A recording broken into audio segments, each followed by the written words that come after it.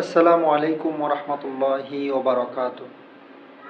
সম্মানিত ভিউয়ার্স, আশা করি আপনারা সবাই ভালো আছেন। আলহামদুলিল্লাহ, আমিও আল্লাহর অশেষ মেহেরবানিতে ভালো আছি। ভিউয়ার্স, আশা করি আপনারা ভিডিওর থাম্বনেল দেখে বুঝে গেছেন আজকের ভিডিওটি কী নিয়ে হতে যাচ্ছে।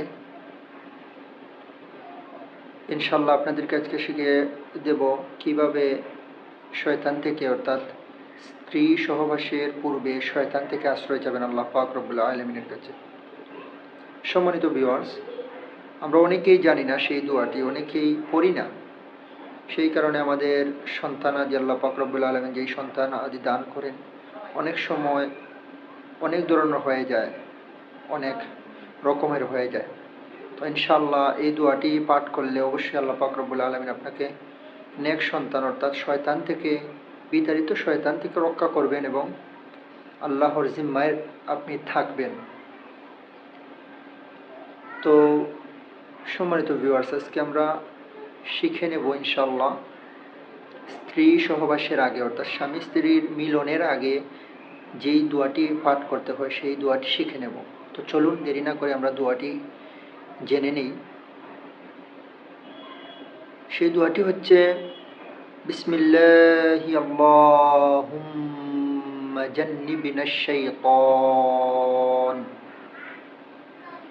ওয়াজান্নিবনাশ শাইতানা মা রাযাকতানা।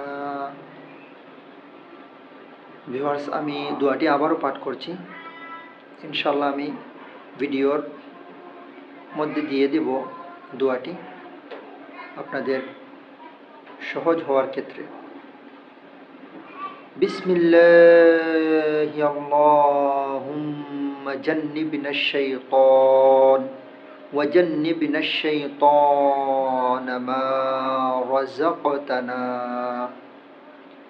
এই দোয়াটির অর্থ হচ্ছে,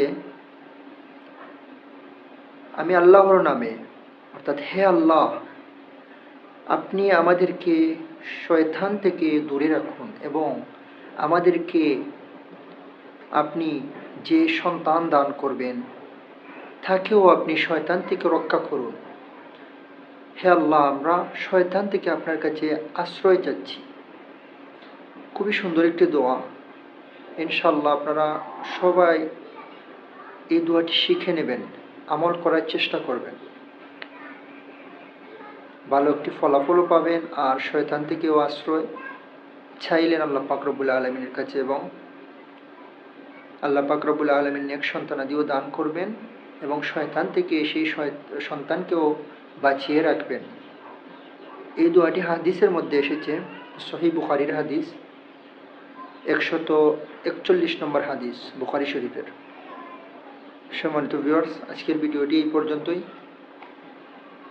ভালো থাকুন, সুস্থ থাকুন। আসসালামু আলাইকুম ওয়া রাহমাতুল্লাহি ওয়া বারাকাতুহু।